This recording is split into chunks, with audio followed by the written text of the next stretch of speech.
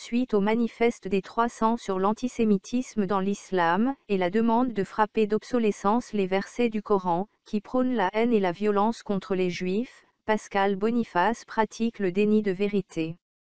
Il rejoint les imams de France, qui refusent de toucher au moindre verset du Coran.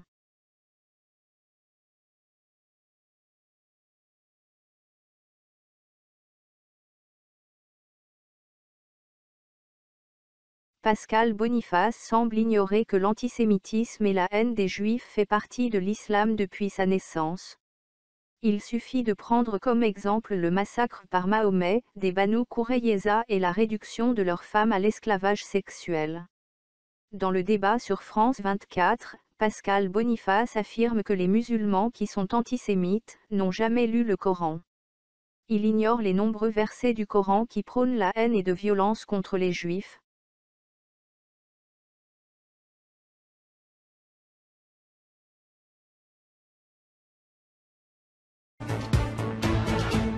Bienvenue dans le débat de France 24. La France est-elle confrontée à un nouvel antisémitisme d'essence musulmane? C'est le débat justement qui occupe une partie des esprits après la publication dimanche dernier d'un manifeste signé par près de 300 personnalités, parmi lesquelles un ancien président, 3 ex-premiers ministres et de nombreux intellectuels et artistes de tous horizons. Ce texte appelle à une prise de conscience, mais provoque la controverse. Si le nombre d'actes antisémites a globalement diminué en 2017, les agressions violentes ont augmenté selon les chiffres du ministère de l'Intérieur. La dernière en date étant le meurtre de Mireille Knoll, une octogénaire juive assassinée dans son appartement parisien le 24 mars dernier. Les signataires de la tribune du Parisien dénoncent une épuration ethnique à bas bruit et un antisémitisme musulman. Ils s'adressent directement à l'islam de France. Nous demandons aussi aux représentants de l'islam français, puisque ces crimes sont commis essentiellement par des islamistes radicaux, de travailler à expurger les versets du Coran qui appellent au meurtre explicite des juifs et des chrétiens. Mais pour les représentants de l'islam de France, attaquer le Coran n'est pas la solution contre l'antisémitisme.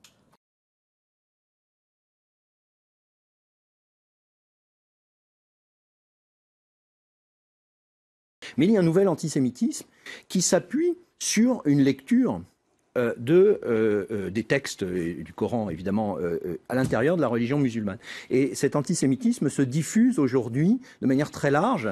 Il y a eu une enquête très intéressante à l'automne dernier, commandée par la Fondation du judaïsme français à Ipsos, qui a montré que dans les classes, c'est une enquête beaucoup plus large, il y avait un niveau élevé, très élevé, beaucoup plus élevé que sur d'autres items, des préjugés anti-juifs parmi les élèves. C'était une enquête auprès des professeurs qui racontaient cela. Donc il y a des éléments très forts, et puis il y a ces morts. Donc l'idée, c'est de se mobiliser.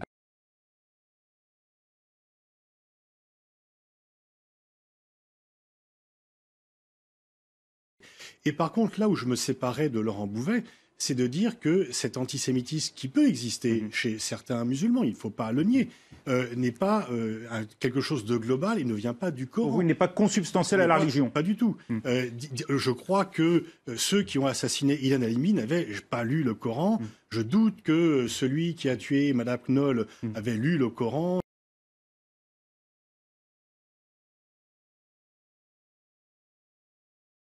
C'est de dire que cet antisémitisme qui peut exister chez certains musulmans, il ne faut pas le nier, n'est pas quelque chose de global et ne vient pas du Coran. Pour vous, il n'est pas consubstantiel à la religion? Pas du tout. Je crois que ceux qui ont assassiné Ilan Halimi n'avaient pas lu le Coran. Je doute que celui qui a tué Madame Knoll avait lu le Coran, etc. Donc je ne pense pas qu'on puisse faire ce lien.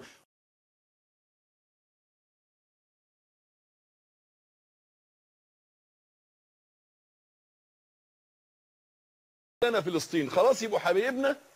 لا طبعا عمرهم ما هيبقوا حبايبنا إطلاقا.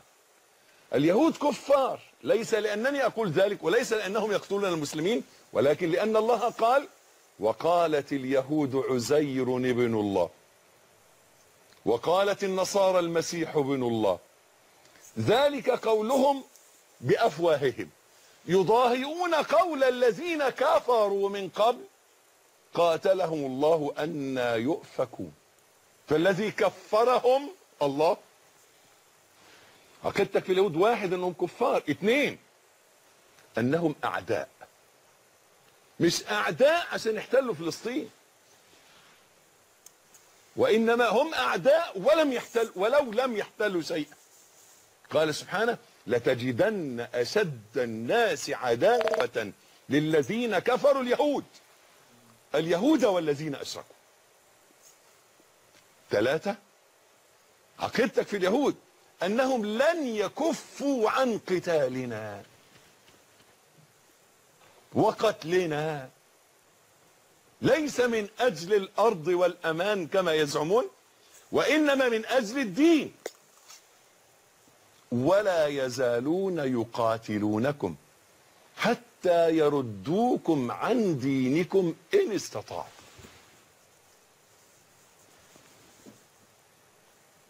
هي دي انه ينبغي ان نعتقد عقيدتك في اليهود ان القتال معهم دائم ولن ينتهي حتى القتال الاخير. ودي الرابعه في عقيدتك في اليهود، انهم سنقاتلهم وسنهزمهم وسنستأصل شأفتهم، فلا يعود على ظهر الارض يهودي واحد.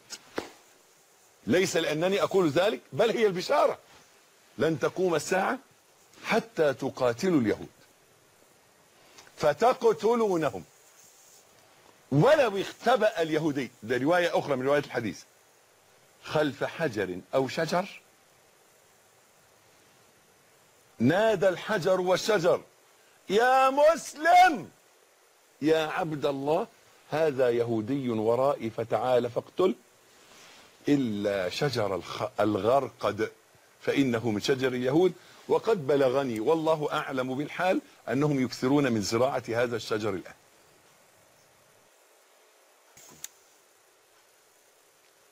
لعنة الله عليكم يا من أجدادكم القردة والخنازير. أما أنتم يا يهود زرعتم غلا في قلوبنا، بل ورثناه أولادنا وأحفادنا. أيا يهود ألا لعنة الله عليكم. أيا يهود اللهم أنزل عليهم سخطك ورجزك وعذابك. اللهم إنا نسألك أن تعيد مسخهم لتقر أعين المسلمين برؤيتهم قردة وخنازير. أيا خنازير الأرض، أيا خنازير الأرض، أيا خنازير الأرض.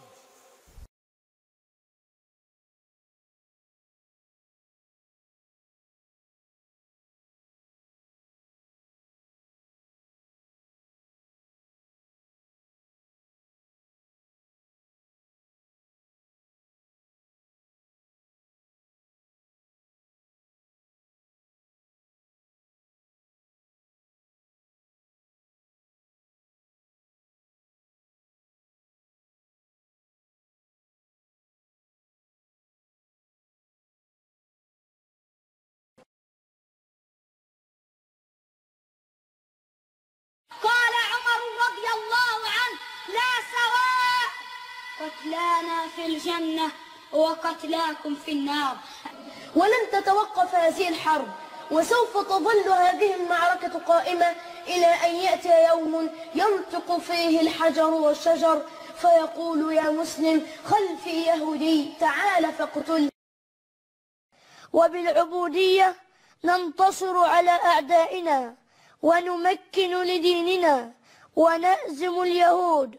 قال رسول الله صلى الله عليه وسلم لا تقوم الساعة حتى يقاتل المسلمون اليهود فيقتلهم المسلمون حتى يختبئ اليهود وراء الشجر والحجر فيقول الشجر والحجر يا مسلم يا عبد الله هذا يهودي خلفي فتعالى فاقتله.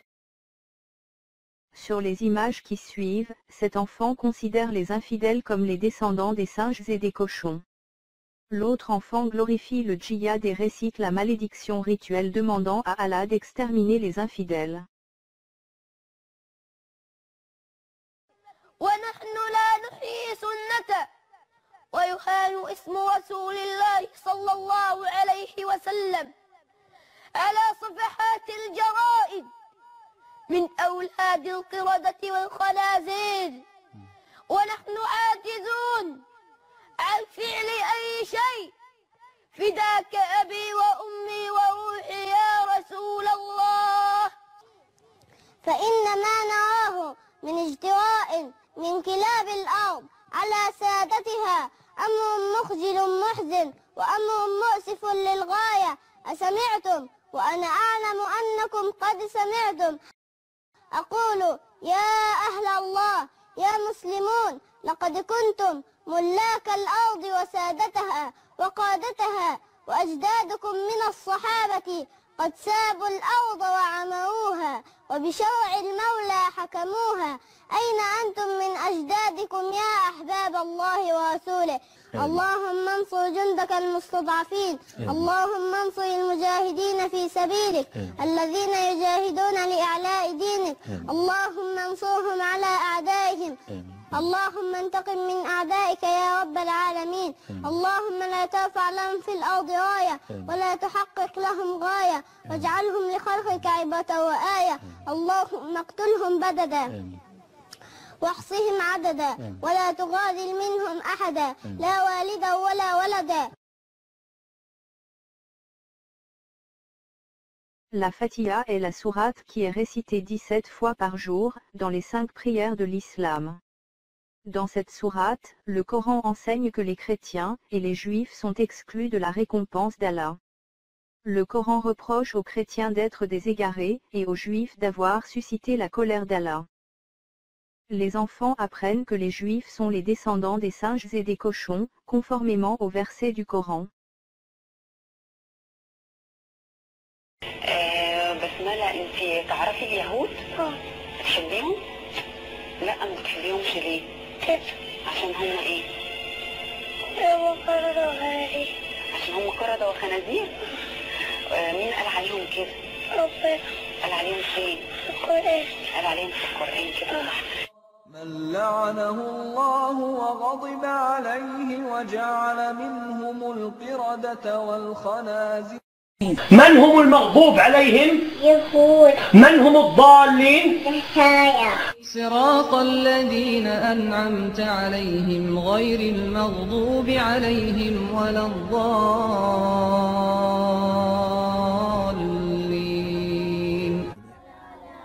فجهادك مجد وفخار حين مضيت استشهادية، فجهادك مجد وفخار حين مضيت استشهادية، يا ربوة عز وإباء من دمها صنعت حرية، يا ربوة عز وإباء من دمها صنعت حرية.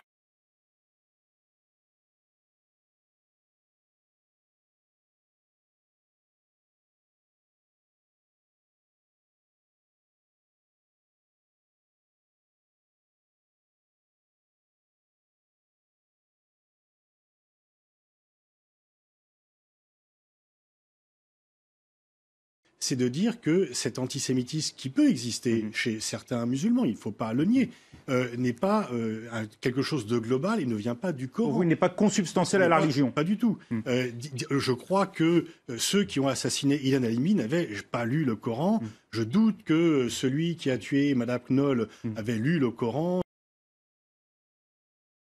Si on suit son raisonnement, Mahomet lui-même et ses disciples n'avaient jamais lu le Coran quand ils massacrèrent les Juifs de la tribu des Banu Qurayza, comme les Juifs de Khaybar, et qu'ils réduisirent leurs femmes, leurs filles et même leurs fillettes à l'esclavage sexuel. Il faudra rappeler à Pascal Boniface que tous ces faits sont conformes aux préceptes du Coran, et qu'il devra le lire, avant de prononcer des affirmations contraires à la vérité.